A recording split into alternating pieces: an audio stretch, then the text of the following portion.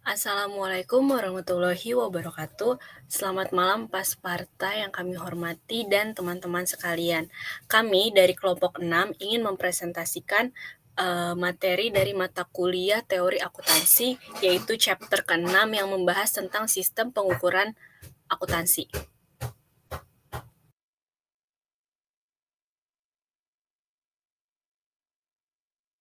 Untuk slide-nya bisa ditampilkan.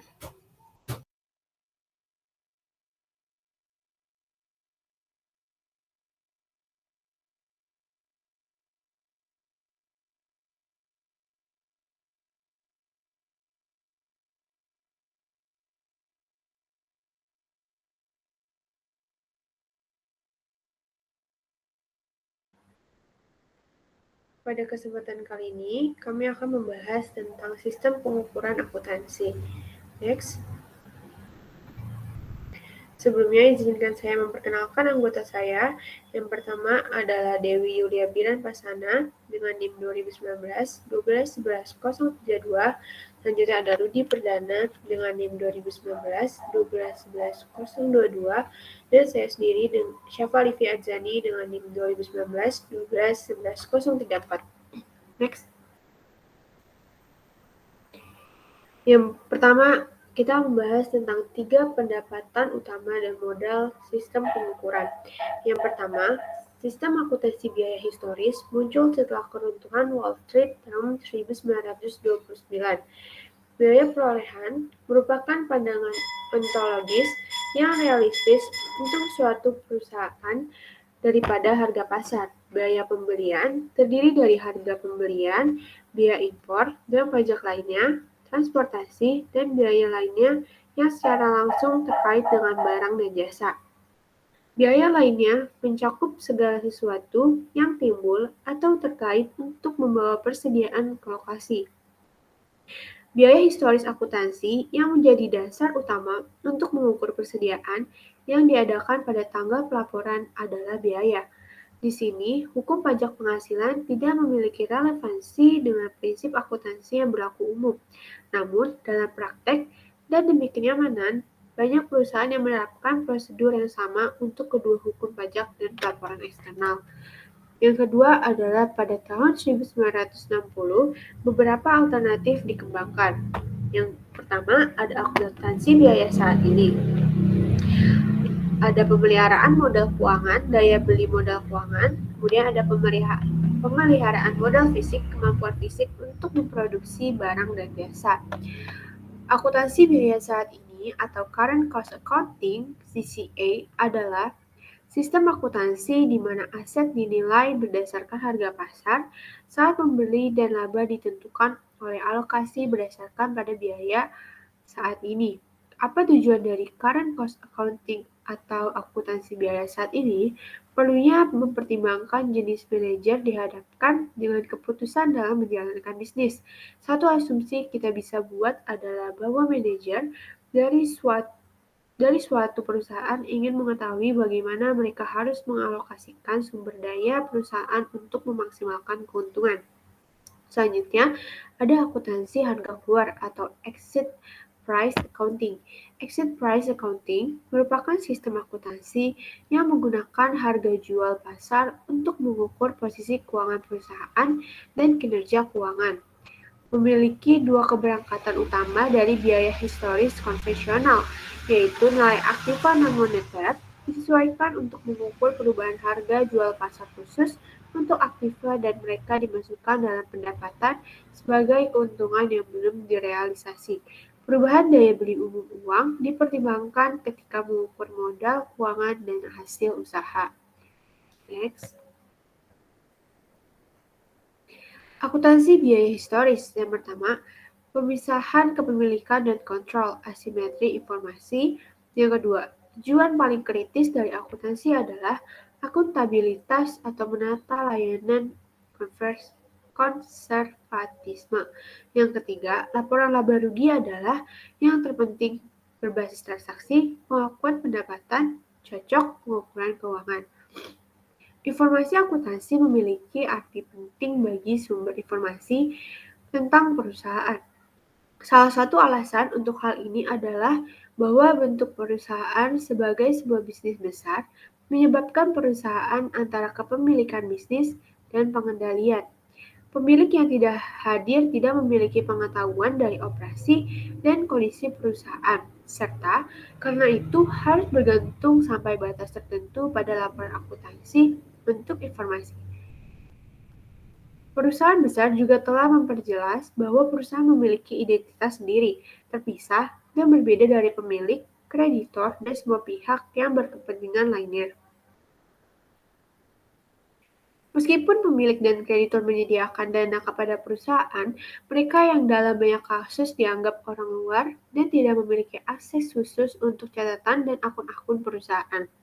Akuntabilitas menjadi tujuan paling penting dari fungsi pelaporan. Secara khusus, fungsi pengawasan dari manajer dipandang sebagai fokus perhatian akuntan dalam pelaporan terhadap pihak eksternal. Metode historical cost menekankan hubungan kontraktual konservatif antara perusahaan dan pihak yang menyediakan sumber daya dengan cara membuat manajemen bertanggung jawab terhadap masukan aset untuk operasi dan output sebesar harga ekuitas dari operasi. Dua konsep dasar historical cost, revenue, expense. Yang pertama, matching of cost atau menyocokkan biaya. Akuntansi historical cost melacak aliran biaya sebagaimana perusahaan membeli barang dan jasa. Tugas akuntan adalah untuk menelusuri pergerakan biaya dan mencocokkannya dengan pendapatan yang diterima. Akuntan harus menentukan biaya yang telah habis dan oleh karena itu harus cocok dengan pendapatan dalam laporan laba rugi.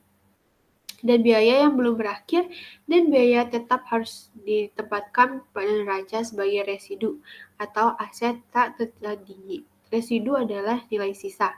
Dengan demikian, kita dapat melihat bahwa konsep mencocokkan adalah sangat penting dalam akuntansi historical cost.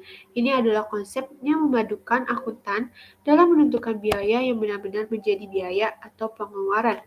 Istilah expired cost untuk biaya dan biaya amortisasi untuk biaya non-moneter berasal dari biaya melampirkan teori yang diterapkan pada alokasi historical cost. Yang kedua adalah konservatisme. Komponen paling penting lainnya adalah penerapan prosedur pencocokan konservatif.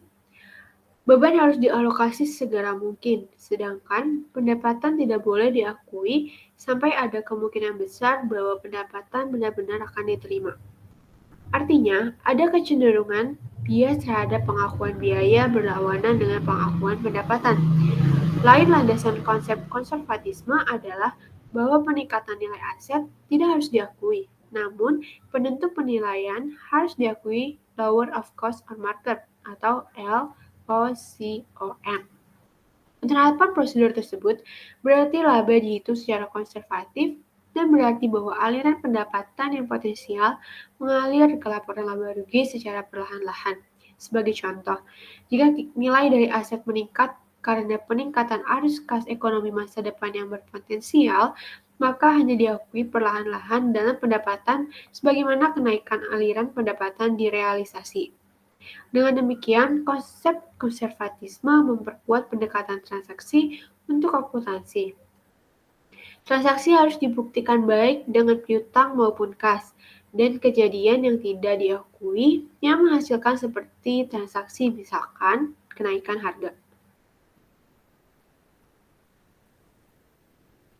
Selanjutnya ada modal dan laba. Untuk menentukan historical cost laba, pertama-tama entitas harus mengendalikan jumlah modal aset dikurangi kewajiban yang dimiliki pada awal periode di mana semua aset dan kewajiban dinilai pada harga perolehannya. Dengan demikian, pendapatan merupakan tambahan atau kenaikan historical cost modal pada akhir periode akuntansi. Pendapatan menunjukkan prestasi atau pendapatan pada periode bersangkutan. Biaya menunjukkan usaha yang dikeluarkan dan laba berhubungan dengan efektivitas perusahaan sebagai unit operasi. Ketepatan aliran laba usaha mencerminkan nilai fundamental dari perusahaan yang pada analisis akhir adalah dasar dari nilai perusahaan apapun. Pada suatu waktu di Amerika Serikat, FASB menggunakan istilah Revenue Expense View Untuk teori yang menekankan definisi dan pengukuran laba dengan mengacu langsung pada pendapatan dan biaya, dan menggunakan istilah asset liability view untuk teori yang menekankan perubahan nilai aktiva dan kewajiban dalam definisi dan pengukuran laba. Next. Selanjutnya ada argumen atau kritik untuk biaya historis akuntansi. Yang pertama, relevan dalam pengambilan keputusan ekonomi. Yang kedua, berdasarkan aktual, bukan hanya mungkin transaksi. Yang ketiga, data ternyata berguna. Yang keempat, konsep keuntungan yang paling dipahami. Next.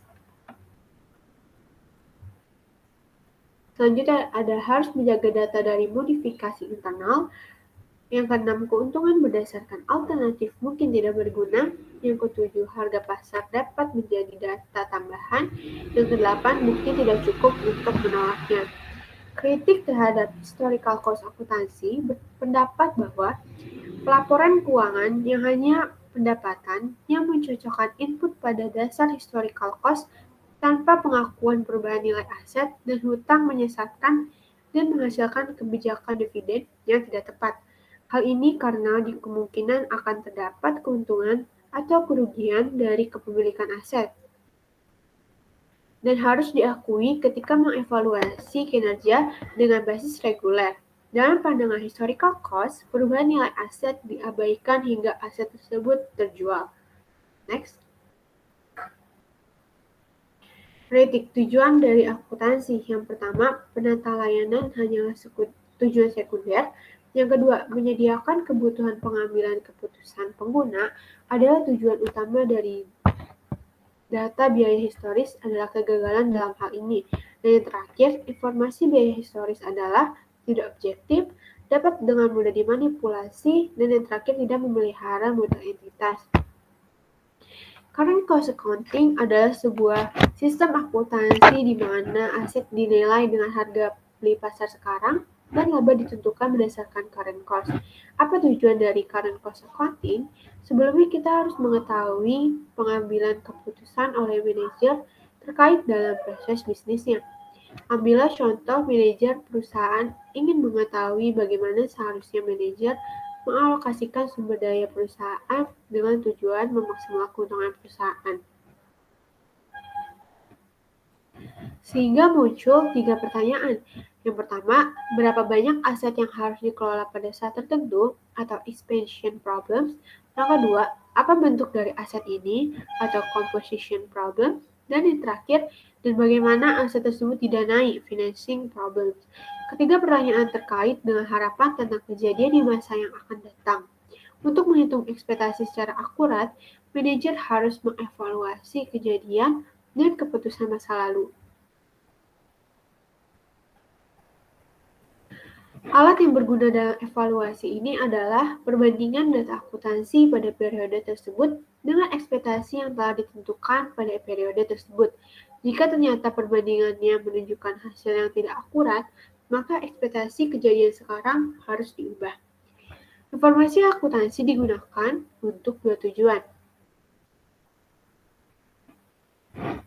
Yang pertama, evaluasi oleh manajer, evaluasi atas keputusan masa lalu dengan tujuan untuk membuat masa yang akan datang, dan yang terakhir evaluasi atas manajer oleh shareholders, kreditor, dan pihak lain.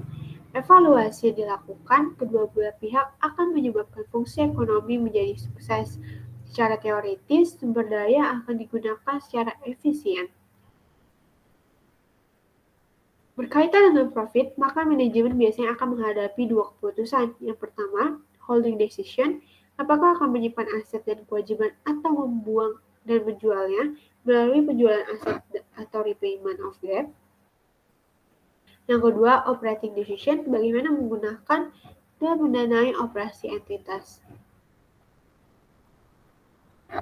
Selanjutnya ada operasi konsep. Yang pertama, current operating profit, kelebihan dari nilai sekarang dari output yang dijual terhadap nilai sekarang dari input terkait. Dan yang kedua, realizable cost saving, kenaikan current cost dari yang dimiliki perusahaan pada periode sekarang, termasuk perubahan biaya yang belum dan yang telah direalisasi. Istilah yang kita gunakan untuk realizable cost saving adalah holding gain atau loss, yang mana dapat direalisasi atau tidak dapat direalisasi. Next. Kritik informasi untuk pengambilan keputusan. Yang pertama, tidak relevan ketika mengevaluasi keputusan masa lalu. Yang kedua, setelah akuisisi, data biaya historis adalah fiktif. Yang ketiga, terhubung dengan ukuran modal yang penting. Dan yang keempat, hanya menghasilkan ukuran keuntungan yang cacat. Setelah mempelajari bisnis akuntansi, McNeil menyimpulkan bahwa prinsip-prinsip akuntansi konvensional didasarkan pada kondisi primitif yang sebagian besar tidak ada lagi. Ia membagi sejarah akuntansi ke dalam 3 tahap. Era pertama sekitar abad ke-12 hingga abad ke-17, era kedua abad ke-18 dan ke-19, dan era terakhir abad ke-20 dan seterusnya. Era pertama, peran akuntan pada era ini adalah untuk memberikan informasi kepada manajer bisnis mengenai semua biaya yang terjadi dalam sebuah usaha dan proyek. Era kedua, situasi berubah. Perusahaan bisnis lebih mapan dan transaksi tidak melibatkan risiko yang besar pada era pertama. Iklim usaha lebih stabil memungkinkan kreditur untuk meminjamkan uang. Menjelang akhir abad ke-19, banyak perusahaan yang tumbuh menjadi perusahaan besar dengan banyak pemegang saham. Era ketiga, perusahaan pada umumnya dimiliki oleh pemegang saham yang mengandalkan laporan keuangan dan media untuk mengetahui informasi dan perusahaan yang mereka miliki. McNeil menyarankan bahwa kompromi ini harus bisa dilaksanakan dengan nilai efek aktiva pada alokasi harga pasar atau harga keluaran. Non-marketable dapat diproduksi dengan biaya pengganti. Kadang-kadang, non-marketable aset uang tidak dapat diproduksi dengan biaya historis. Keuntungan harus meliputi semua keuntungan yang belum direalisasi maupun kerugian sesuai dengan prinsip surplus bersih. Informasi yang relevan dan dapat dipercaya. Sterling percaya bahwa ada satu periode untuk menentukan laba yang lebih unggul daripada yang lainnya. Menggunakan metode sederhana, seorang pedagang gandum di pasar dengan tingkat harga yang stabil, ia mendefinisikan laba sebagai perbedaan antara model di 2 titik data investasi tambahan oleh distribusi kepada pemilik. Menjadi relevan, informasi harus berguna bagi pengguna laporan akuntansi. Next.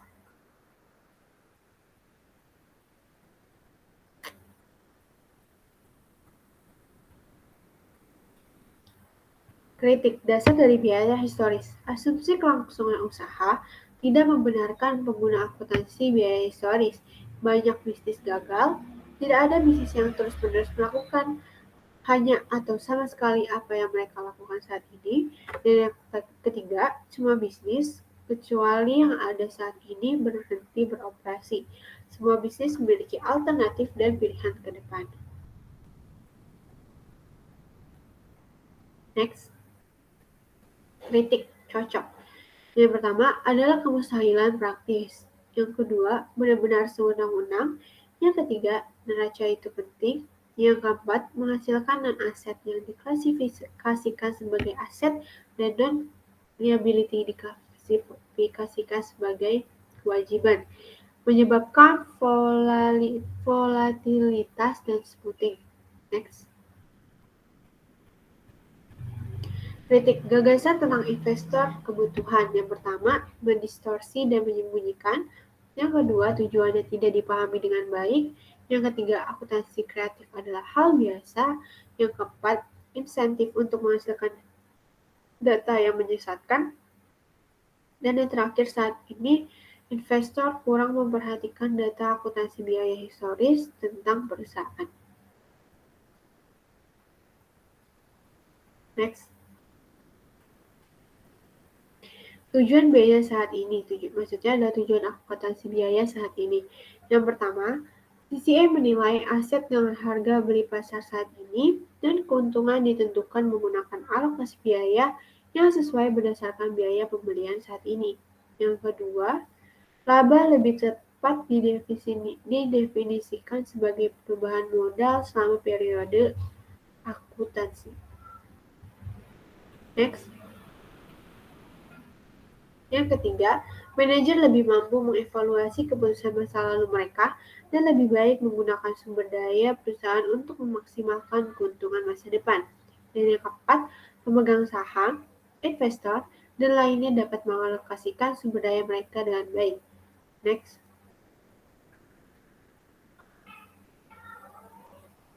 Tujuan akuntansi biaya saat ini, manajer laba akan memeriksa dua hal. Yang pertama, laba operasi saat ini. Kelebihan nilai saat ini dari output yang dijual di atas biaya saat ini dari input terkait. Yang kedua, penghematan biaya yang dapat direalisasikan. Kenaikan biaya aset yang dimiliki saat ini, seperti menahan keuntungan atau kerugian. Yang kedua, terrealisasi atau belum terrealisasi. Next. Modal finansial versus fisik modal. Keuntungan adalah perubahan modal. Yang kedua, holding gain termasuk dalam laba di bawah modal finansial. Dan yang terakhir, holding gain dikecualikan dari laba di bawah modal fisik. Dalam sistem akuntansi yang menggunakan nilai pasar, penghitungan profit bergantung pada pengukuran dari kapital, sehingga profit bisa ditentukan lebih akurat. Sebagai akibat dari perubahan modal selama periode pelaporan dan bukan sebagai alokasi dari historical cost yang ditentukan oleh banyak kaidah akuntansi. Di current cost accounting atau akuntansi saat ini, ada dua asas yang merupakan modal awal, beginning capital, dan modal akhir ending capital, yaitu financial concept dan physical concept.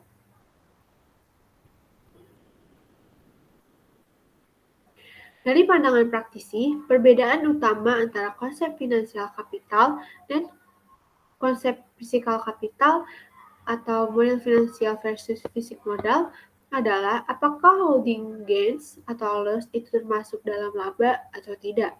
Dalam istilah kuantitatif, perbedaan antara dua pandangan tersebut adalah holding gains itu bisa dianggap sebagai laba dalam pandangan finansial capital, sedangkan namun tidak termasuk laba dalam pandangan physical capital. Next. Selanjutnya akan dibahas oleh Dewi Yuni.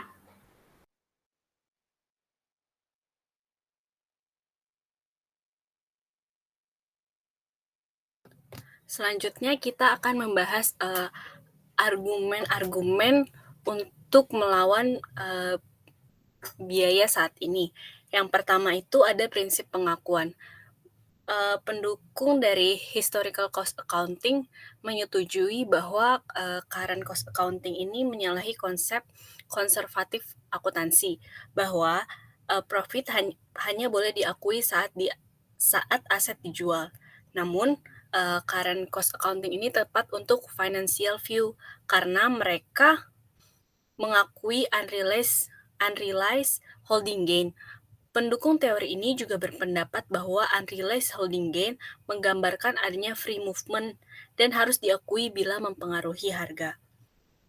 Teori physical capital juga menggunakan bahwa perusahaan cenderung menggunakan non-current asset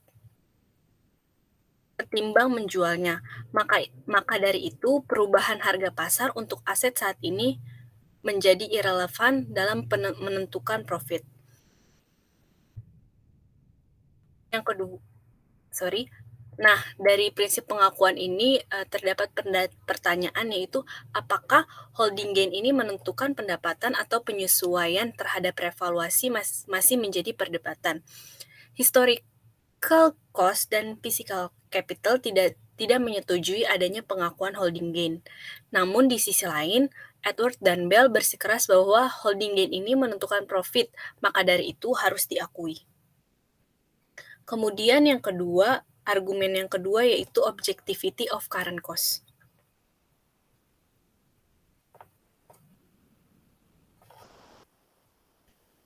Current cost accounting ini dianggap kurang karena kebanyakan current cost yang digunakan tidak didasarkan pada transaksi sebenarnya yang dialami oleh perusahaan. Objektivitas adalah relatif. Namun pertanyaannya, apakah current cost ini telah memenuhi standar minimum objektivitas di akuntansinya sendiri? Untuk Barang yang harga pasarnya mudah didapatkan, objektivitasnya akan mudah juga diterima oleh akuntan. Misalnya, current cost untuk raw material atau bahan mentah akan lebih objektif dibandingkan menghitung flow dengan metode LIFO dan FIFO. Karena untuk perusahaan besar, hampir tidak mungkin untuk mengukur alur historical cost, karena kerumitan itulah dibuat sebuah assumed flow yang tidak sesuai dengan actual flow. Nah, hal ini bertentangan dengan current cost yang menilai ending inventory menurut harga berlaku dan cost of sales menurut current cost saat aset dijual. Mencari tahu current cost dan dari non-current aset adalah hal yang cukup sulit. Untuk beberapa aset, seperti kendaraan dan peralatan kantor, current cost bisa didapat dari dealer barang bekas. Namun, untuk non-current aset yang harga pasarnya sulit didapatkan, maka appraisal dan penggunaan index number akan dilakukan.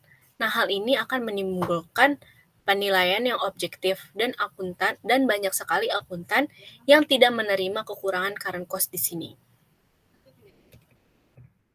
Yang ketiga yaitu technological change atau perubahan teknologi. Current operating profit adalah indikasi bahwa sebuah perusahaan ini dapat membuat kontribusi dalam jangka yang cukup panjang. Kontribusi jangka panjang ini berpengaruh positif terhadap perekonomian dan proses produksinya juga efektif. Mengapa seperti itu? Hal ini terjadi karena current operating profit dihitung menurut physical capital maintenance. Perusahaan dianggap mempunyai kemampuan untuk mendapatkan long term profit dengan kondisi produktivitas yang sekarang. Current cost accounting dikritik akibat tidak memperhatikan faktor teknologi. Jika operasional di masa mendatang akan menggunakan metode yang berbeda, maka operating profit yang digunakan di masa sekarang bukanlah indikator yang tepat untuk mengukur operating profit di masa mendatang. Hal ini dikemukakan oleh Lemke.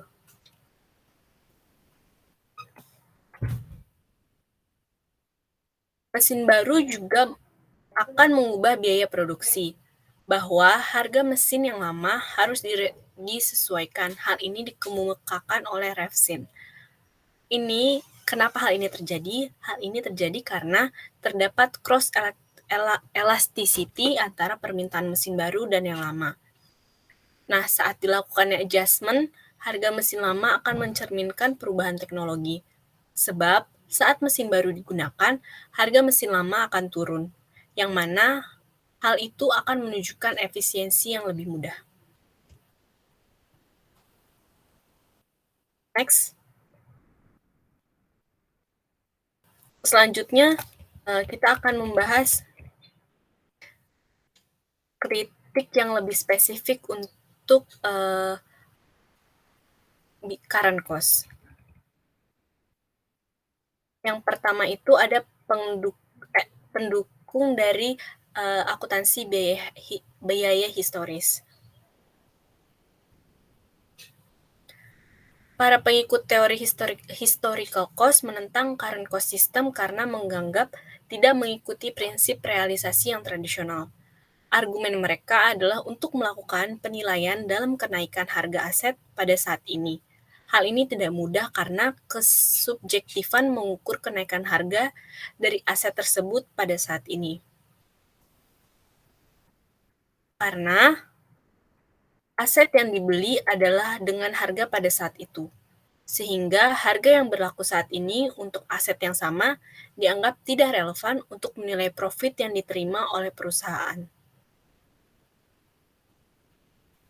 Maka, cara alternatif untuk menilai aset dengan harga saat ini dengan menggunakan harga apabila perusahaan akan membeli aset baru yang sama untuk menggantikan aset lama, atau biasa disebut juga replacement cost. Hanya dalam menentukan profit dari perbedaan harga ini, perlu dihitung kembali biaya depresiasi yang ditanggung oleh perusahaan, output yang dihasilkan oleh aset baru tersebut, dan biaya maintenance dari aset baru. Tetapi, Counter argumen yang diberikan adalah hasil profit yang diterima perusahaan dengan cara tersebut adalah menilai yang belum terrealisasi.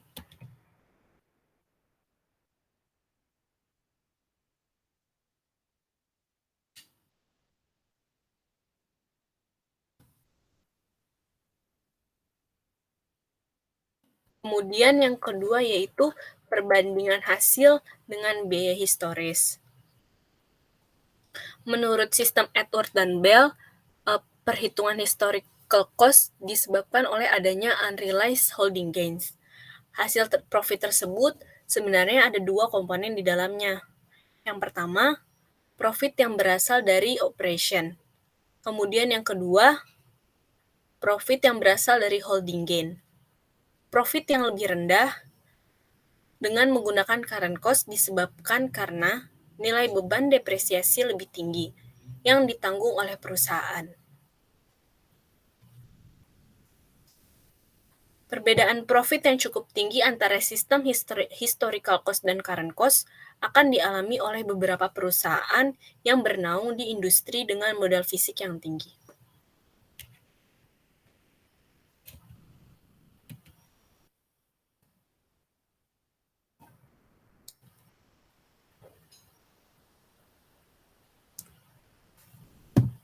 Kemudian yang ketiga, selain pendukung dari akuntansi biaya historis, ada juga pendukung dari exit price atau harga keluar. Para pendukung sistem exit price beranggapan bahwa cost merupakan opportunity cost yang dihadapi oleh perusahaan. Sehingga seharusnya cost yang diperhitungkan adalah harga jual aset yang telah dimiliki atau tetap melanjutkan penggunaan aset tersebut, bukan harga beli aset baru, karena aset tersebut sudah dimiliki oleh perusahaan. Jadi, harga aset baru tersebut menjadi tidak relevan dan harga jual aset tersebutlah yang relevan. Nah, hal inilah yang disebut dengan exit price. Isu lainnya adalah depresiasi backlog. Depresiasi backlog ini adalah tambahan beban depresiasi di saat nilai suatu aset dinilai kembali karena hal ini dianggap bahwa beban depresiasi yang sebelumnya tidak berlaku lagi. Hal ini akan menjadi isu karena perubahan pada beban depresiasi tentu akan berpengaruh kepada nilai profit yang diperoleh oleh perusahaan. Pendukung dari exit price sendiri berpendapat bahwa current cost system memiliki ketidakseragaman sifat dari nilai-nilainya, karena ada banyak sekali metode yang digunakan pada praktik penghitungan aset. Mereka juga beranggapan bahwa informasi dari current cost ini tidak relevan dengan keputusan untuk berinvestasi karena nilai tersebut tidak fokus pada kemampuan perusahaan untuk menggunakan sumber daya keuangannya dalam beradaptasi dengan lingkungannya. Selain itu, sebuah pakar yang bernama Sterling memiliki argumen bahwa profit berdasarkan modal fisik ini memiliki kelemahan. Menurut Sterling, profit dari model tersebut hanya signifikan apabila kondisi yang dihadapi oleh perusahaan adalah kondisi yang secara terus-menerus menggantikan unit-unit yang identik. Nah, kondisi ini di mana biaya akan terus naik dan perusahaan juga melakukan jual beli di pasar yang berbeda.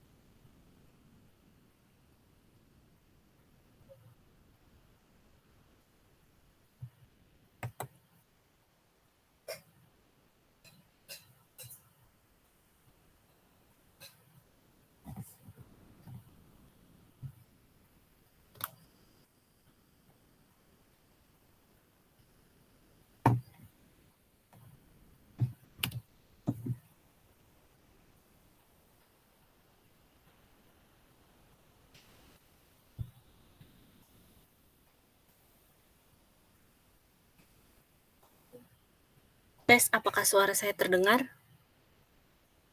Terdengar, Del. Oh, baik, sebentar saya lanjutkan ya.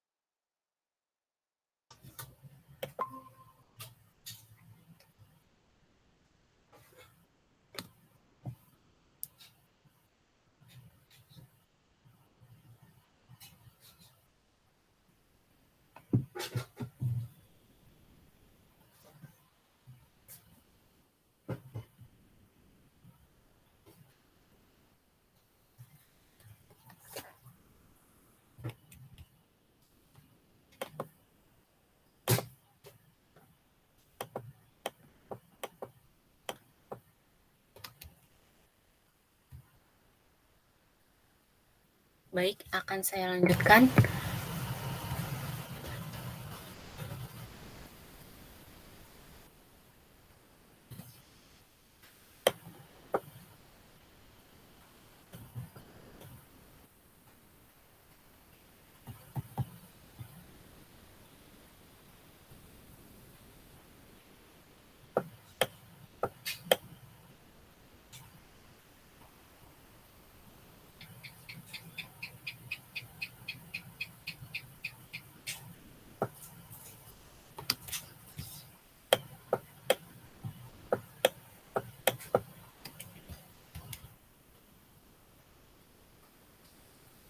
Untuk slide-nya bisa di next.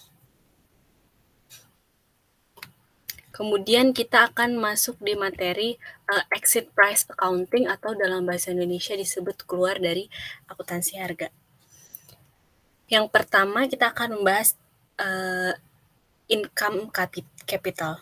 Nah, exit price accounting ini memiliki pengertian yaitu suatu sistem akuntansi yang menggunakan harga jual pasar untuk mengukur posisi keuangan dan kinerja keuangan dari suatu perusahaan.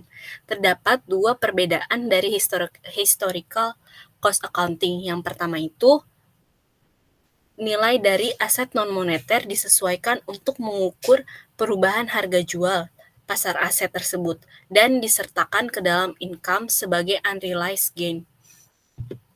Yang kedua, perubahan pada purchasing power of money akan dijadikan salah satu pertimbangan untuk mengukur financial capital dan hasil operasi dari perusahaan.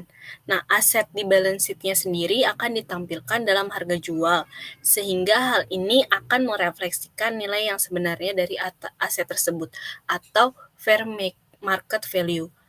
Di income statement-nya sendiri akan mempresentasikan laba atau rugi dari operasi dan juga keuntungan yang sudah disesuaikan dengan inflasi dari memegang suatu aset atau holding gains. Jadi, profit dapat diukur dengan konsep komprehensif yang mengukur perubahan real dari nilai semua elemen di ekuitas dan merupakan clean surplus accounting. Next.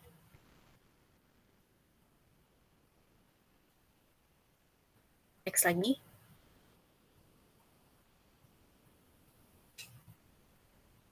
Nah, tujuan utama dari exit price accounting ini adalah membantu user untuk membuat sebuah keputusan yang adaptif. Perilaku adaptif ini berhubungan dengan usaha perusahaan untuk terus melakukan penyesuaian dengan lingkungan bisnis agar terus bisa bertahan di dalam bisnis tersebut. Asumsinya adalah dunia bisnis ini bersifat dinamis dan bisnis harus beradaptasi agar tidak tertinggal. Semua pihak termasuk investor tertarik pada cash equivalent bisnis tersebut. Harga jual atau selling price ini menunjukkan kemampuan perusahaan untuk masuk ke pasar dengan kas atau asetnya, untuk tujuan beradaptasi dengan kondisi terkini.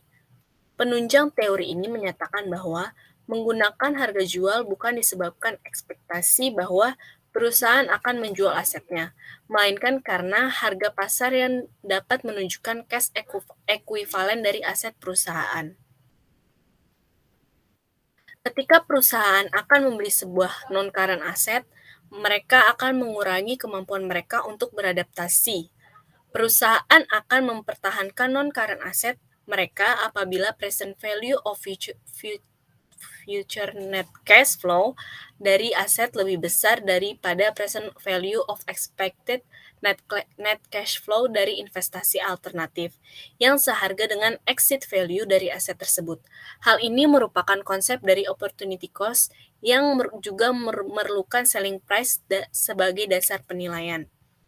Nah, kesimpulannya, perilaku adaptif dari perusahaan tidak dapat tercerminkan dengan menggunakan harga beli atau historical cost dari aset, melainkan dengan menggunakan harga jual atau selling price. Nah, di dalam analisis terakhirnya, kelangsungan hidup ekonomi dan kinerja perusahaan juga bergantung pada jumlah tunai dan uang tunai yang dapat dipesan. Next.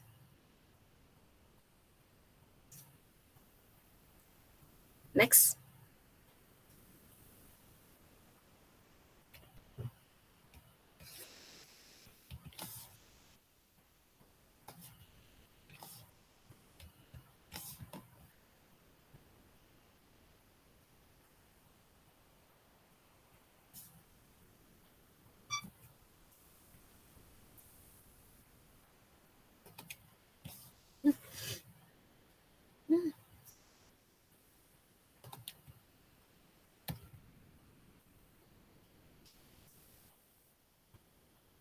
Kemudian kita akan masuk di argumen untuk harga keluar dari akuntansi atau argumen for exit price accounting.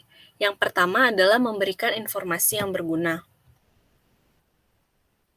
Nah, conventional accounting principle base yang berdasarkan pada historical cost berpotensial untuk memberikan laporan keuangan yang salah dan tidak memberikan manfaat untuk para shareholder yang menggunakannya untuk sebuah atau suatu keputusan.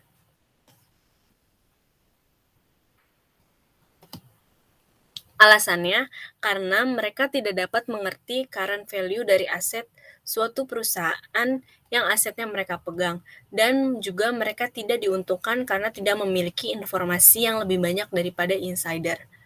Solusi idealnya adalah akuntan melaporkan semua keuntungan dan kerugian atau profit dan loss dan value seperti yang terdapat pada pasar kompetitif. Marketable asset dilaporkan pada harga pasar atau market price. Non-marketable reproducible asset dilaporkan pada biaya ganti atau replacement cost. Non-marketable dan non-reproducible asset dilaporkan pada historical cost.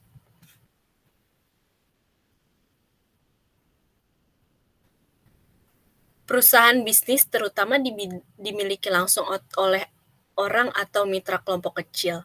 Akuntan yang menyiapkan laporan keuangan memiliki kewajiban untuk pemilik yang mengelola bisnis tahu semua rincian dan kreditur yang tertarik, terutama dalam kemampuan pemiliknya untuk membayar rekening atau pinjaman saat jatuh tempo. Kemudian, solusi ideal dipandang untuk akuntan untuk melaporkan semua keuntungan dan kerugian seperti nilai yang ditentukan dalam pasar yang kompetitif. Kemudian yang kedua adalah memberikan informasi yang relevan dan andal atau relevant and reliable information. Present selling price merupakan informasi yang paling berguna dalam mengambil sebuah keputusan. Contohnya, pada pedagang gandum yang berada pada pasar sempurna dengan harga stabil. Si pedagang gandum ini dihadapkan dengan pilihan-pilihan, yaitu pilihan untuk masuk dan tetap di dalam pasar, pilihan untuk menahan asetnya baik dalam bentuk uang ataupun gandum, atau evaluasi atas keputusan sebelumnya. Informasi yang tersedia di pasar tersebut adalah expected future price dari gandumnya ini. Expected future price alternatif lainnya yaitu present selling price gandum, present buying price alternatif lainnya, harga saat evaluasi terakhir, kuantitas gandum dan uang pada saat evaluasi terakhir, dan present quantity. Jika dilihat, maka informasi yang paling relevan dan reliable untuk pengambilan ketiga keputusan tersebut adalah present selling price gandum. Hal ini karena berhubungan dengan ketiga pilihan tadi, maka dari itu sebaiknya laporan keuangan menggunakan present selling price atau exit price. Nah, ada satu cara untuk menentukan keuntungan yang lebih unggul dari yang lain.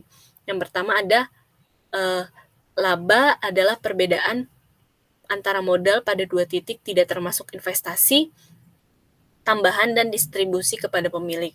Yang kedua, agar relevan, informasi ini harus berguna dalam model keputusan penggunaan data akuntansi. Yang terakhir, harga jual saat ini atau present selling price adalah salah satu-satunya item informasi yang relevan dengan semua keputusan seperti yang sudah saya jelaskan tadi. Next.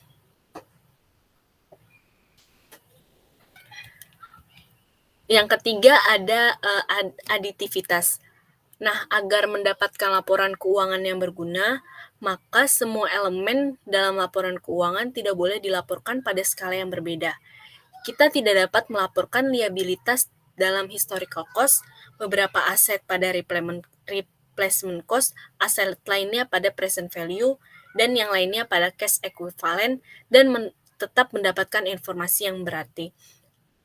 Mengapa? Karena perbedaan skala membuat elemen tersebut seharusnya tidak boleh digabungkan karena terdapat perbedaan mendasar.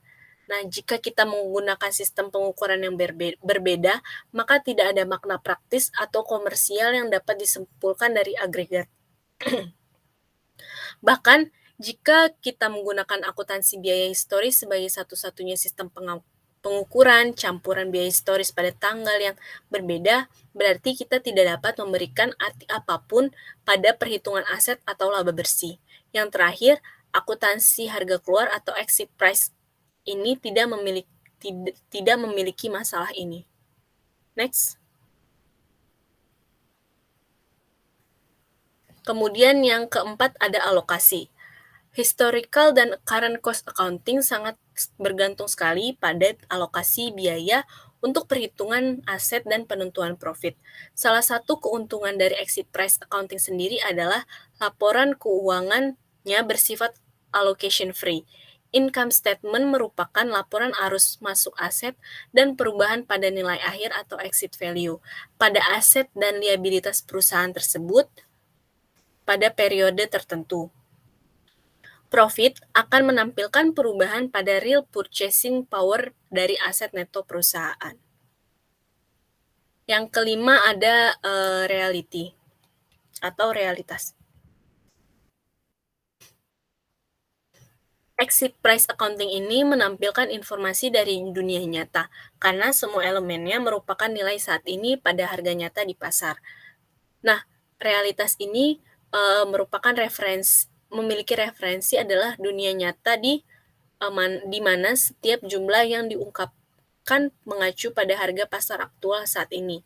Kemudian realitas juga memiliki pertukaran. Next. Yang keenam adalah objektivitas. Menurut penelitian, objektivitas dan komparabilitas yang dilakukan pada 148 perusahaan, exit value ini memiliki dispersi atau penyebaran atau deviasi yang lebih rendah daripada carrying amounts. Nah, alasan utamanya karena carrying amount ini memerlukan estimasi terhadap umur aset dan nilai residunya. Kemudian yang ketujuh adalah ukuran resiko atau a measure of risk. Exit price dan perubahan yang terjadi terhadapnya dapat dijadikan indikasi resiko finansial untuk membeli aset ketika perusahaan membeli suatu aset dan exit value dari aset tersebut sangat berbeda dengan entry price. Dapat dikatakan bahwa aset tersebut memiliki resiko yang tinggi. Informasi ini membuat pembelian aset tersebut harus untuk jangka waktu panjang sehingga nilai ekonomis nantinya tidak akan tertutupi oleh value in use. Sebaliknya, ketika exit price meningkat drastis, maka opportunity cost pada aset tersebut meningkat sehingga harus dioperasikan lebih efisien. Next.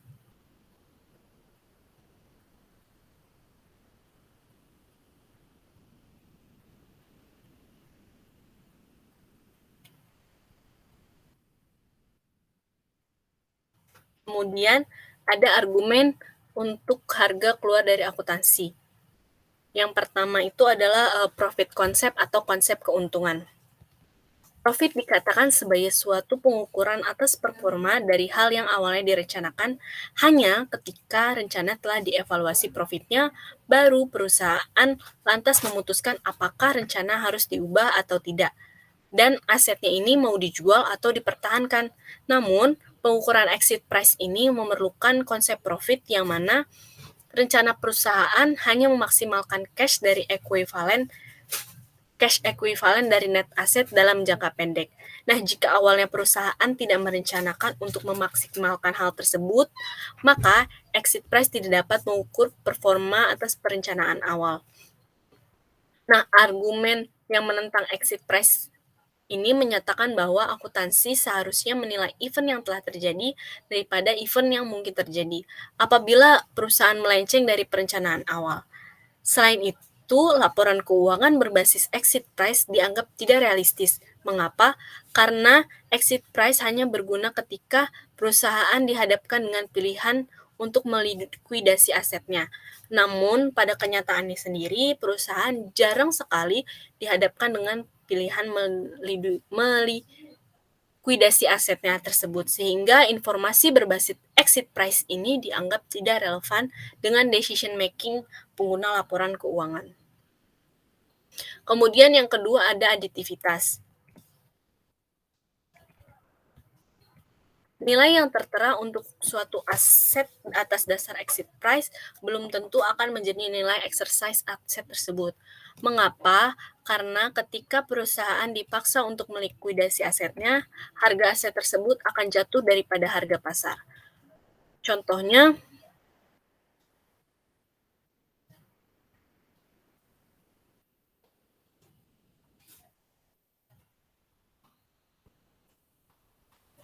adalah aset yang dijual cepat. Biasanya dijual dengan diskon yang besar agar cepat terjual.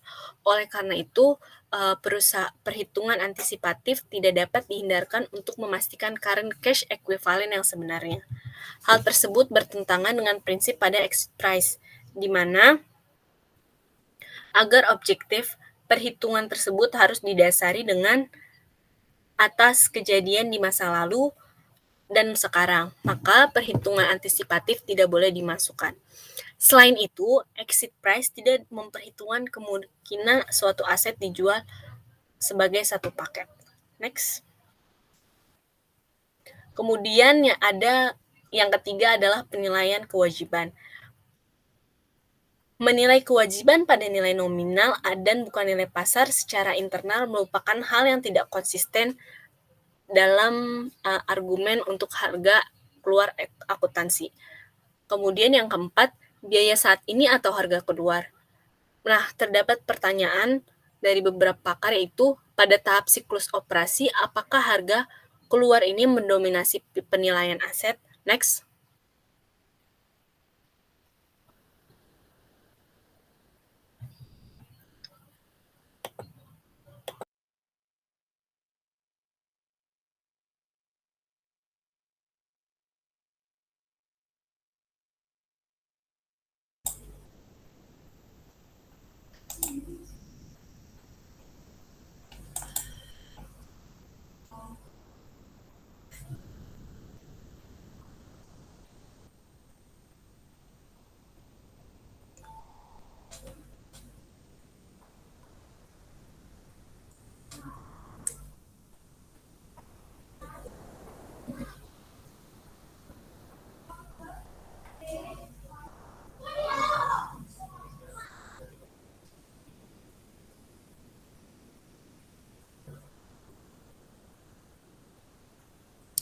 Untuk sebelumnya, apakah layarnya sudah terlihat?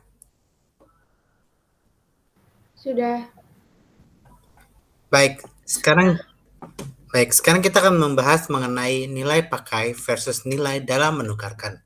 Nah, nilai pakai dan nilai dalam menukarkan ini ada dua pola sudut pandang yang berbeda. Dalam nilai pakai melawan dengan nilai dalam penukaran, ini sama halnya dengan mirip ketika pasar liquid dan efisien. Maksud ketika pasar liquid dan efisien ini itu terjadi ketika pasar itu punya kemampuan dengan harta yang cukup dan dia mampu membayar sejumlah hutang yang terjadi dan menutupi semua hutang yang dipinjam, itu adalah di saatnya mereka liquid dan mereka mampu menunjukkan bahwa kapasitas harta dan hutang itu setara, dan mungkin juga dengan kondisi pasar yang liquid itu akan memudahkan perusahaan untuk bekerja dalam memperoleh sumber daya. Nah, konteksnya dalam pasar yang liquid dan efisien ini dia menganut sistem nilai pakai versus di dalam menukarkan. Makna dari nilai pakai ini adalah nilai di mana suatu barang itu dipakai. Seperti contoh, saya membeli mobil dengan seharga 5 juta, 500 juta. Kemudian itu adalah nilai pakai dari harga mobil tersebut atau nilai belinya, di mana 500.000 itu sudah tergolong jadi digolongkan dalam nilai barang baru yang belum dipakai atau min in sale box, atau kita sebut saja belum pernah dipakai atau belum pernah digunakan, atau kita bilang baru saja dibeli. Nah, sementara nilai dalam menukarkan ini itu adalah di mana harga dari barang itu dipakai untuk ditukarkan. Sebagai contoh, tadi saya beli harga mobil itu 500 juta. Nah, setelah ke beberapa tahun pemakaian itu akan ada yang namanya penyusutan kan. Nah, di saat penyusutan itu akan muncul yang namanya nilai penyusutan, dan itu akan mengurangi dari harga nilai pakai. Nah, harga dari nilai pakai setelah barang itu telah dipakai dengan masa manfaat yang telah ditetapkan dan didapatkanlah hasil nilai akhir, itu adalah nilai dalam menukarkan. Nah, jadi di saat kita mau menjual barang atau barang second atau barang yang sudah dipakai, itu biasanya lebih murah dari harga awal, karena barang second itu dia memakai nilai tukar, karena itu sudah dikurangi dengan penyusutan dari biaya-biaya yang telah terjadi selama masa pemakaian barang tersebut. Nah, dalam nilai pakai dan nilai tukar ini itu ada faktor yang sama untuk keduanya, yaitu yang pertama, harga pasar lebih relevan untuk mengambil keputusan.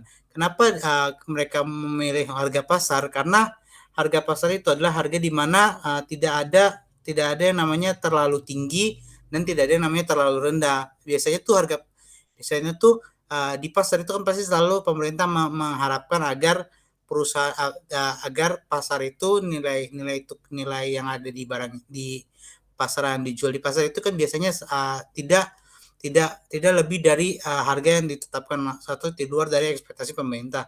Dan juga pemerintah juga mengharapkan agar nilai pasar itu setara atau seimbang atau balance. Sebagai contoh, kalau di dalam teori buku-buku teori ekonomi kan disebutkan bahwa nilai pasar itu minimal balance atau mampu dijangkau oleh orang lain. Kalau misalnya nilai pasar itu sangat tinggi, kemungkinan orang akan kesulitan untuk membeli suatu barang atau barang yang dibutuhkan mungkin menjadi tidak laku dan mungkin barang tersebut akan dicarikan barang substitusinya atau barang pengganti. Sementara kalau misalnya barangnya terlalu murah, penjual akan mendapatkan yang namanya kerugian karena mereka tidak mampu dan tidak mendapatkan keuntungan dari barang yang dibeli lalu dijual dengan harga murah.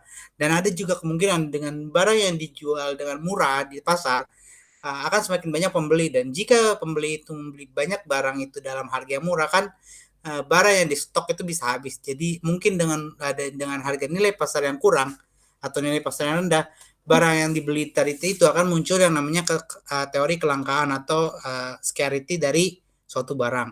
Nah, dari situ saja kita dapat mengambil kesimpulan bahwa dengan nilai pasar yang lebih relevan atau yang lebih biasa diatur dalam pemerintah, itu bisa diambil sebagai acuan untuk pengambilan keputusan, karena dengan kita melihat nilai pasar yang fluktuasi atau volatilitasnya yang berkembang secara tidak terlalu besar, itu bisa saja dari sisi pedagang maupun pembeli itu bisa memperoleh untung dari kondisi volatilitas atau perubahan dari harga pasar.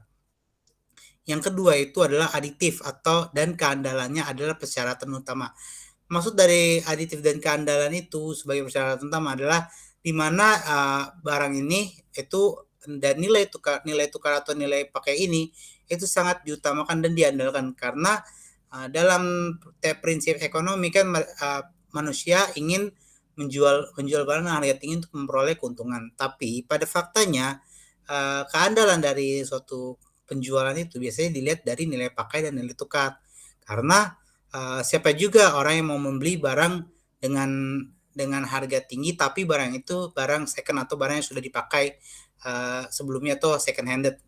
Terus juga siapa juga orang yang mau membeli barang yang baru atau masih disegel atau intinya dia baru datang dari gudang atau dari gudang atau mungkin dari pabrik, itu mungkin juga dipastikan agar itu tidak terlalu tinggi atau mudah dijangkau oleh orang-orang banyak, karena kebutuhan akan suatu barang bila harga itu sangat tinggi maka orang akan mencoba untuk mencari barang substitusinya. Bila barang substitusi itu ditemukan dan orang lebih memilih memakai barang substitusi, maka barang inti atau barang yang awalnya pertama kali dicari itu akan menjadi sangat beredar banyak, dan mungkin saja bila tidak dihabiskan terpaksa manajemen akan memilih untuk menjual harga murah atau dengan sebutan cuci gudang untuk mendapatkan keuntungan dari barang yang tidak laku tersebut. Nah, dari situ kita bisa melihat bahwa nilai pakai dan nilai tukar itu dipakai sebagai persyaratan utama dalam transaksi pasar yang sudah dijelaskan sebelumnya. Nah, dalam akuntansi biaya historis itu memiliki terlalu banyak cacat. Ini sama halnya dengan teori sintaksis. Sintaksis itu adalah teori yang memanfaatkan dengan biaya historis atau kita sebut saja biaya masa lampau. Jadi misalnya di masa lampau nilai pakainya sekian rupiah. Nah, kemudian pada saat dijual dia dapat nilai tukar sekian rupiah. Orang akan otomatis memasukkan nilai tukar saat itu dan nilai pakai saat itu atau yang telah terjadi saat nilai historis. Kenapa demikian? Karena orang lebih memilih mungkin dengan nilai historis akan lebih mudah, tapi nyatanya nilai historis itu memiliki banyak cacat, karena nilai pakai itu masih belum terdetail secara mendetail. Misalnya berapa harga dari boxnya atau berapa harga kirim dari pabrik ke pasar atau dan sebagainya. Dan juga sama halnya dengan nilai dalam menukarkan. Terjadi cacat itu karena dia tidak menjelaskan berapa sih masa manfaatnya yang telah dipakai dari barang ini, terus berapa nilai residunya, dan kemudian apakah barang ini masih relevan atau mungkin masih cacat atau sudah cacat atau mungkin ada rusak sedikit. Mungkin itulah yang menjadikan akuntansi biaya historis pada zaman sekarang ini itu tidak terlalu relevan, karena perubahannya sangat buruk dan itu akan membawa dalam pelaporan keuangan itu akan jadi lebih susah dijelaskan. Karena dengan adanya biaya historis itu akan menjadi lebih buruk dalam terjadinya pelaporan keuangan. Nah, di sini nilai pakai melawan dengan nilai tukar itu dia dipakai sebagai pelengkap atau bukan pengganti. Maksud dari pelengkap ini itu adalah dengan adanya nilai pakai atau nilai tukar itu adalah sebagai pelengkap dari kita bagian dari perdagangan. Dalam perdagangan itu pasti ada namanya nilai pakai dan nilai tukar. Nah, biasanya di dalam nilai pakai dan nilai tukar itu dia saling melengkapi. Walaupun pada konteksnya nilai pakai kadang bertolak belakang dengan nilai tukar karena nilai pakai itu kan biasanya dipakai di saat dia membeli barang dan barang itu dipakai saat itu juga atau dipakai dengan adanya masa manfaat, itu adalah nilai pakai. Sementara saat nilai tukar itu adalah di mana barang itu ditukar atau berapa harga barang itu ditukar dengan nominal dari penyusutan yang telah terjadi dari barang tersebut. Nah, selanjutnya itu adalah nilai pakai yang menilai langsung kelangsungan hidup jangka panjang atau solvabilitas. Sementara nilai tukar ini dia menilai kemampuan adaptasi dalam jangka pendek atau likuiditas. Maksud dari kelangsungan hidup jangka panjang atau solvabilitas ini, suatu barang akan dilihat dari nilai pakainya, yaitu saat pertama orang itu dibeli berapa sih biaya yang dipakai untuk membeli barang itu. Nah, biasanya orang akan memilih memakai nilai pakai itu untuk atau membeli barang itu dengan harapan itu dipakai dengan jangka panjang atau mungkin bisa saja sebagai bahan-bahan untuk produksi yang baru, sebagai bahasa singkatnya untuk dalam orang bisnis atau produksi, mereka nyebutnya sebagai money generator. Money generator itu seperti misalnya kita membeli mesin untuk produksi, terus kita membeli bahan. Nah, di saat kita memakai kedua zat tersebut kan muncullah yang namanya barang jadi. Barang jadi itu akan dijual. Nah, dengan adanya penjualan barang jadi itu akan mendapatkan profit atau keuntungan dari penjualan barang. Dengan adanya memperoleh profit atau keuntungan, maka hasilnya adalah biaya yang tadi dikeluarkan untuk beli barang dan bahan itu akan ditutupi dan itu akan menjadi status jangka panjang atau solvabilitas. Sementara nilai tukar itu adalah kemampuan untuk beradaptasi jangka pendek atau likuiditas. Jadi nilai tukar ini itu lebih ke arah jangka pendeknya. Misalnya sebagai contoh, biaya motor yang saya beli itu harganya 500 juta, motor 30 juta. Terus itu sudah dipakai 5 tahun dengan nilai residu yang dikira-kira adalah ini 5 juta, dapatlah 25 dengan tahun masa manfaat itu 5 tahun, berarti kan 25 dibagi 30 dikurang 5 juta dibagi 5 hasilnya adalah 5 juta. 5 juta itu adalah nilai tukar karena itu telah dipakai masa manfaatnya. Jadi otomatis nilainya itu kan lebih pendek atau lebih murah dari awal beli, sehingga saat kita itu dijual itu kan transaksi itu sangat singkat dan itu termasuk jangka pendek. Nah, saat barang itu dijual, dana yang kita terima itu adalah sebagai dana jangka pendek karena ada kemungkinan dana kita menjual suatu barang karena ada alasan tertentu. Mungkin ada yang memakai dana itu untuk sebatas untuk menjual, untuk produksi, tetapi mayoritas dari hasil penjualan barang itu biasanya dipakai untuk jangka pendek atau kebutuhan jangka pendek atau tidak terlalu lama lah uang itu bertahan untuk disimpan. Mungkin hanya sedikit atau sepersekian persennya dari yang ditabung. Nah, sekarang kita akan membahas mengenai perspektif global dan internasional dari standar pelaporan keuangan. Nah, perspektif global dan internasional berdasarkan standar laporan keuangan ini pada awal mulanya itu Amerika Serikat itu menetapkan biaya saat ini atau historical cost atau current cost atau apa kita sebutnya harga saat ini itu current cost atau current price. Jadi di mana biaya saat dia dicatat ataupun biaya saat dia dinyatakan atau saat dia dibeli itu dia dipakai di saat itu juga. Misalnya harga dari motor itu 30 juta. Nah, saat dibeli itu adalah nilainya 30 juta dan kita membayar uang 30 juta. Lalu bagaimana dengan pelaporan keuangan?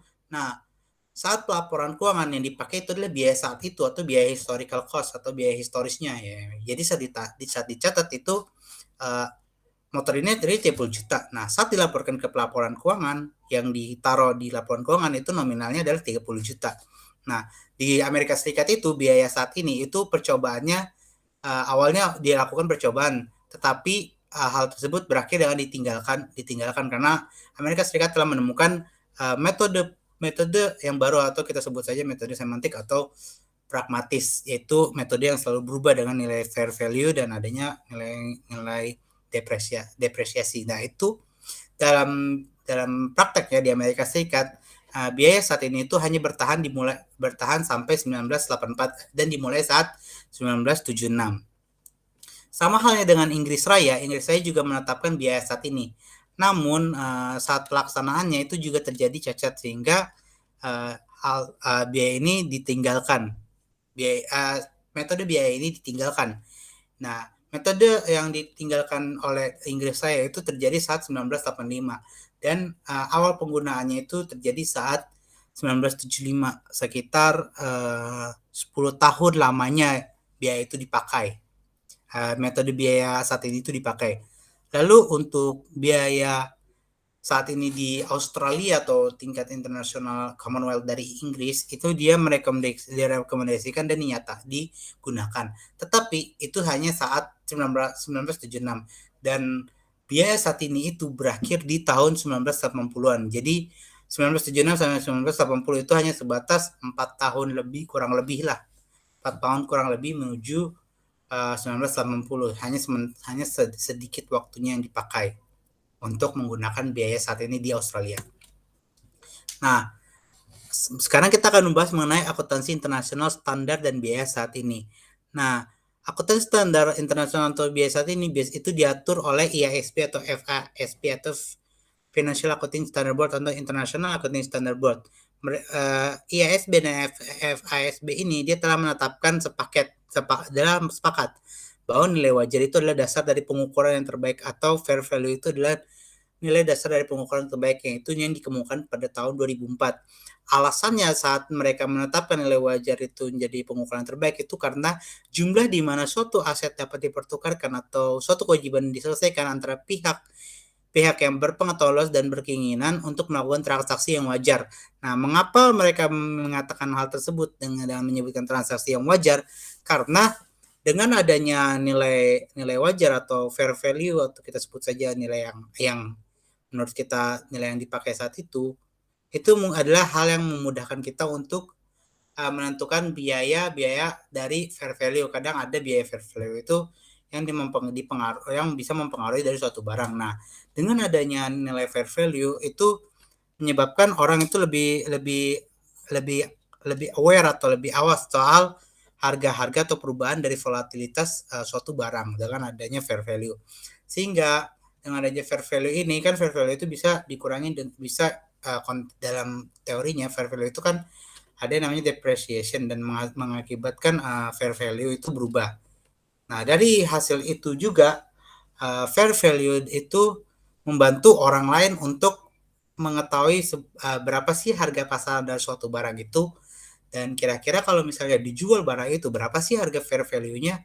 Nah, dengan adanya pengetahuan seperti itu, orang-orang akan berpikir atau memikirkan dua kali apakah mereka harus membeli barang atau mereka menjual barang supaya mereka bisa mendapatkan untung atau kalau intinya adalah untuk mendapatkan untung supaya dalam transaksi orang tidak ada yang dirugikan dari transaksi tersebut. Nah, menurut akuntansi internasional standar itu akuntansi biaya historis itu masih diterapkan secara umum. Maksud dari akuntansi biaya historis itu diterapkan secara umum menjadi hanya sebatas garis besarnya saja dan itu dipakai sebagai acuan saja untuk memulai di mana kita menetapkan fair value atau nilai wajar dari suatu barang berdasarkan biaya akuntansi historis. Nah, dari akuntansi biaya historis yang umum ini itu gerakannya sangat berbeda dengan menuju sistem nilai saat ini.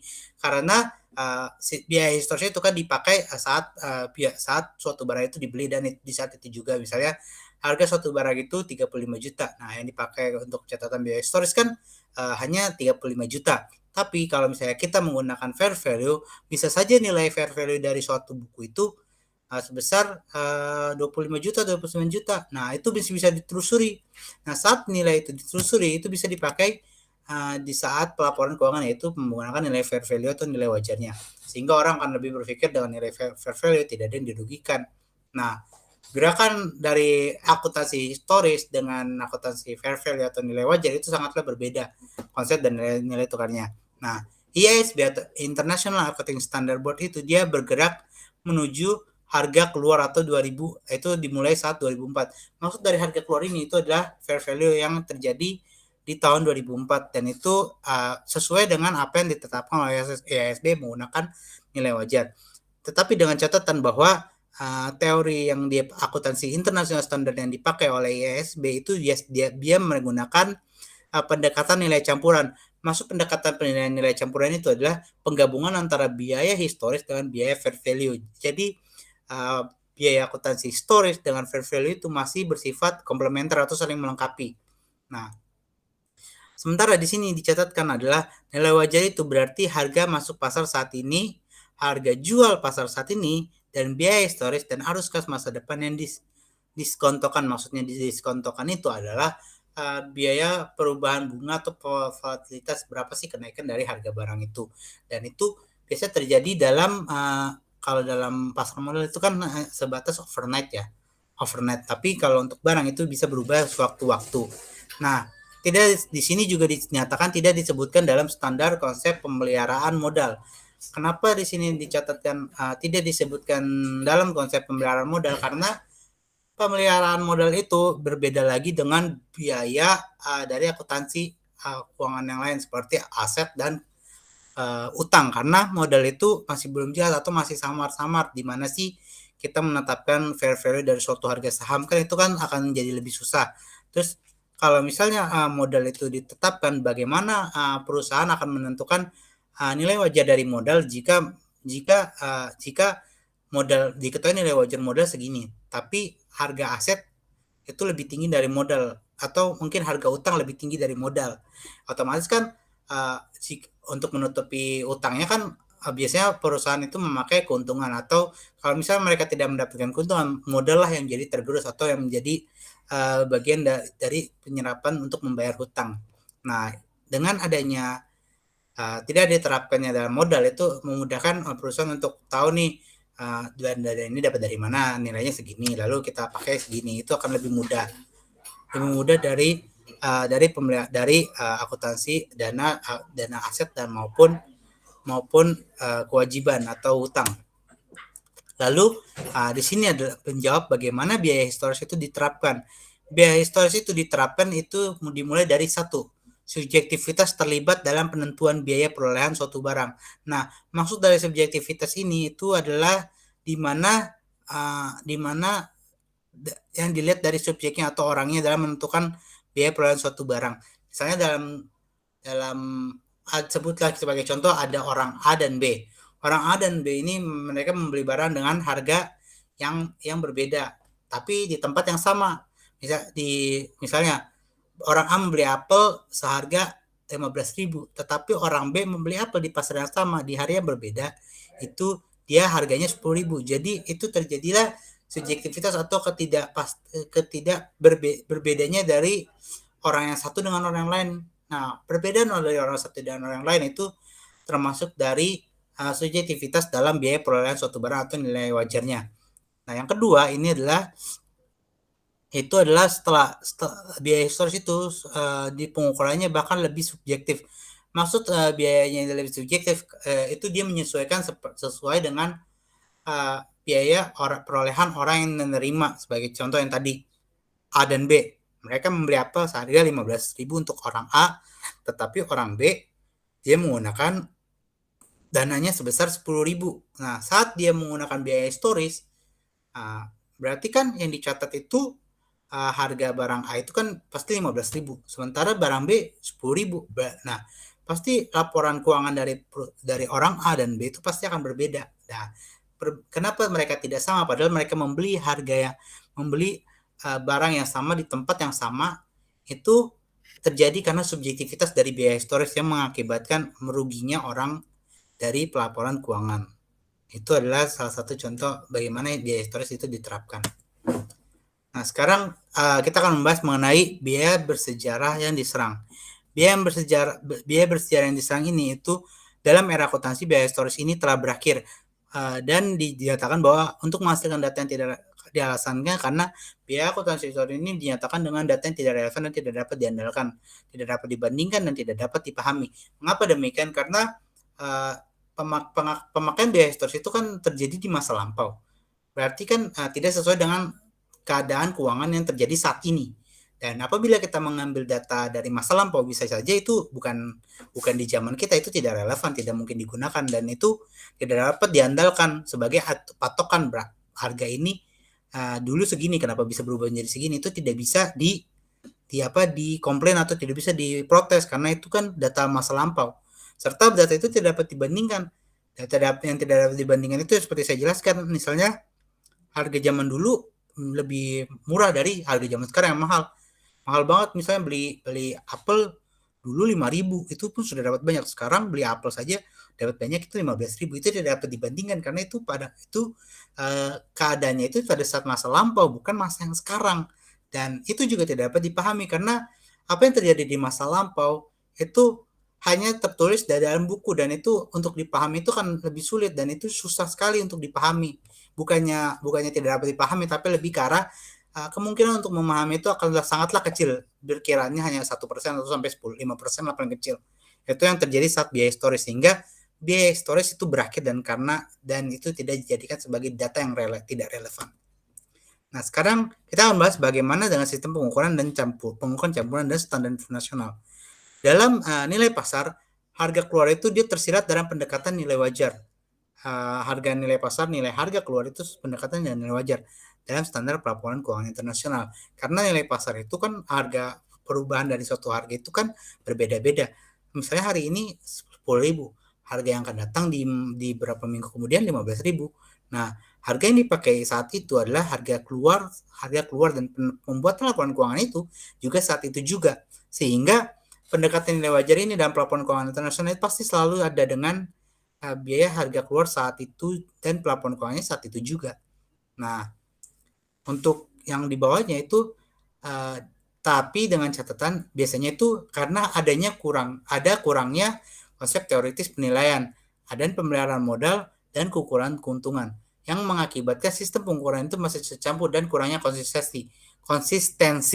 Jadi dengan pengukuran yang masih tercampur dan kurangnya konsistensi dari suatu pelaporan keuangan, itu akan berdampak kepada laporan keuangan perusahaan, sehingga orang-orang akan berpikir kenapa nilai ini tidak sesuai, terus kenapa ada keuntungan, terus kenapa pengukuran ini awalnya pakai historis, tapi kemudian berikutnya diganti dengan nilai wajar, kayak ada sifatnya labil dalam pelaporan keuangan, dan itu membuat informasi dari laporan keuangan itu tidak bisa dipertanggungjawabkan karena adanya ketidak konsistensian atau labilitas dari laporan keuangan, yang membuat pengguna informasi dari laporan keuangan itu akan kesulitan untuk mempercayai perusahaan atau perusahaan yang dijadikan acuan untuk investasi.